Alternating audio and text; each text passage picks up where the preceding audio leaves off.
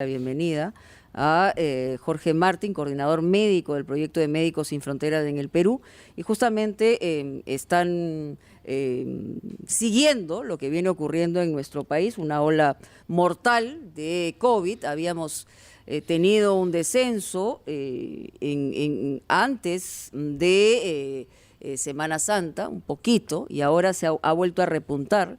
Y estamos hablando de 300, 350, más de 400 muertes diarias. ¿Cómo está, doctor Martín? Encantado de tenerlo aquí en Ampliación de Noticias. Buenos días, muchísimo gusto. Es un placer para nosotros también compartir este espacio con ustedes. A ver, la intervención de ustedes, ¿qué objetivos tiene principal? Es decir, ¿cómo están viendo, primero, el manejo, que evidentemente puede ser deficiente ante la circunstancia que estamos viviendo desde el primer momento de la pandemia, con altas y con bajas, pero hoy ya estamos frente a una arremetida muchísimo mayor y además dentro de un contexto electoral y de cambio de autoridades? ¿Cómo lo ven ustedes, por un lado, y cuál es el objetivo de ustedes aquí en el Perú? Bueno, sí, como usted dice, realmente nosotros vemos con preocupación la situación actual en Perú por la magnitud de la crisis que en este momento afecta a todo el territorio peruano. En ese sentido, el objetivo de Médicos Sin Fronteras, con un fin muy solidario, es trabajar codo a codo con los distintos actores, con el Ministerio de Salud, para tratar de aliviar las consecuencias que tiene esta pandemia en los pobladores. Entonces, modestamente nosotros estamos desarrollando acciones en el norte de Lima con un proyecto, y esta semana hemos realizado también una visita a Cusco para evaluar otras potenciales actividades. Doctor Martín, buenos días. Ustedes, los Médicos Sin Fronteras, están presentes en muchos países del mundo desde hace más de 50 años, tienen el Premio Nobel de la Paz y tienen mucha experiencia en epidemias que han habido sobre todo en África. ¿Qué es lo particular que ha hallado usted en el Perú? Nos ha dicho que ha estado haciendo trabajo en el norte de Lima. ¿Qué particularidades haya usted de la epidemia o de la pandemia ahí y en el Cusco? Bueno, básicamente hay que entender, como usted dijo, nosotros trabajamos en más de 70 países y no hay país que no haya sido afectado en mayor o menor medida. En ese sentido, Perú es uno de los países que ha tenido una gran afectación. Eso se ve especialmente en lo que llaman el exceso de muerte, donde lidera las cifras globales. Nosotros lo que vemos de esta segunda ola, y particularmente probablemente sea debido a la variante brasilera, es difícil asegurar con certeza o es arriesgado dar certezas en esto, pero vemos que la expansión ha sido mucho más rápida a todo el territorio, lo cual ha obligado también a las autoridades a tener que brindar asistencia de manera en una gran magnitud a todo el país al mismo tiempo, y lo que vemos es una alta transmisibilidad, una alta contagiosidad en esta segunda ola. En el norte de Perú, básicamente, nosotros estamos trabajando en la ciudad de Huacho, en el distrito de Huacho, apoyando al hospital en la unidad de cuidados intensivos. Hemos abierto nuestra propia sala de 50 camas para brindar oxigenoterapia a los pacientes, y sobre todo un fuerte trabajo a nivel comunitario, porque creemos que... Sí. Doctor Martín, yo quería preguntarle justamente en el marco de esta estrategia que ustedes están desarrollando, ¿cuál es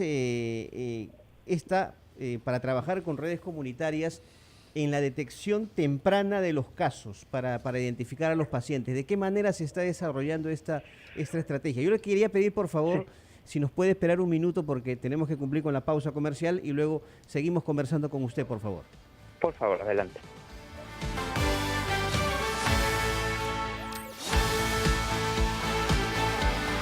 Continuamos en Ampliación de Noticias, son las 8:35 de la mañana. Mónica Delta, Fernando Carballo y Carlos Villarreal están con ustedes y conversamos con Jorge Martín, coordinador médico del proyecto de Médicos Sin Fronteras en el Perú.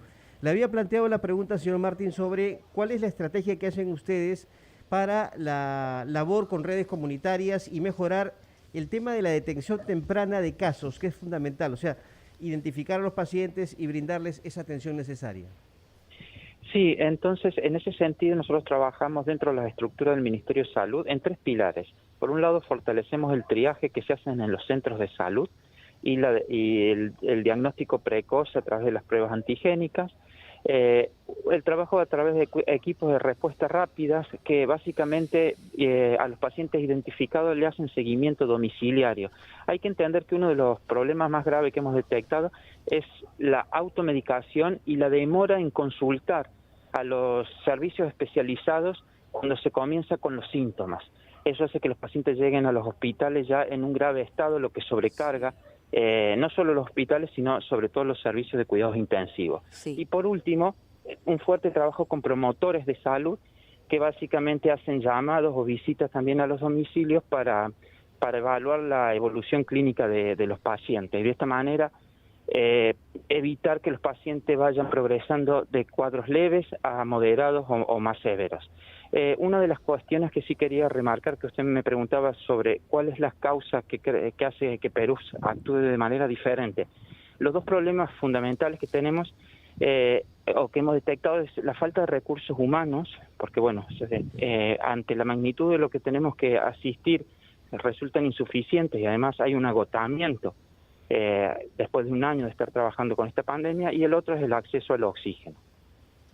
Sí, es importante esto de no hay recursos humanos y falta de oxígeno, pero yo quería que usted nos amplíe un poco más el tema de la automedicación. Si bien es cierto, sabemos que es incluso cultural la automedicación en nuestro país, lo que evidentemente no está bien, en una pandemia como esta se agravan los casos. Aquí hubo toda una discusión sobre el tema de ivermectina y otros medicamentos parecidos, pero ¿de qué manera ustedes orientan en el tema de la automedicación y qué cosa es lo que se ve en el agravamiento de los casos por esta automedicación? Vale, básicamente el tema es brindar una información, transmitir también confianza a la población sobre los servicios de salud que se prestan. Las personas hoy no van a los hospitales oportunamente porque saben que o piensan que si al llegar al hospital ya no van a poder ver a sus familiares, ya no van a poder contactarse más con ellos, y sobre todo porque tienen la idea de que al llegar al hospital solamente se va a morir. En realidad en los hospitales muchos de los pacientes, en realidad cuando se los detecta de manera precoz, el tratamiento evoluciona muy bien y rápidamente pueden salir a espacios de aislamiento solo para proteger a los demás familiares, y de esa manera evitar la transmisión de la enfermedad y tener una buena recuperación. Tener confianza en los servicios de salud que se prestan y además entender las consecuencias graves que tiene cuando uno empieza a tomar medicamentos que no corresponden. Se han visto cuadros no solo graves porque han evolucionado mal en cuanto sino por los efectos propios de los medicamentos, por ejemplo, por exceso de corticoides, por exceso de dexametasona, que es una droga que es muy, muy útil, pero en un momento muy particular de la enfermedad. Hay personas que la empiezan a tomar de manera precoz y en altas dosis, y eso les genera todos los efectos adversos debido a esas drogas, además de la mala evolución del COVID. Muy bien, muchísimas gracias, doctor Martín, por estar con nosotros, muy amable. Son las